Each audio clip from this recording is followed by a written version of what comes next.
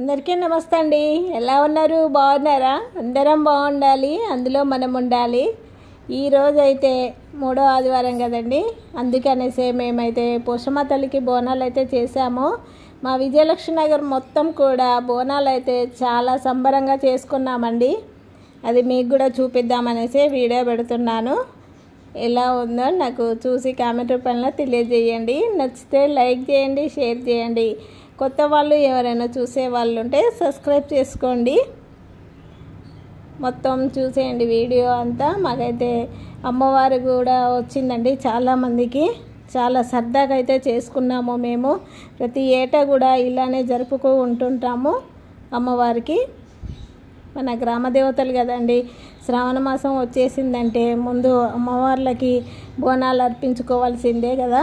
మేకపిల్లతోనైతే మేము చాలా చాలా సంతోషంగా చేసుకున్నామండి. మీ ఊర్లో కూడా ఇలానే చేసుకుంటారా?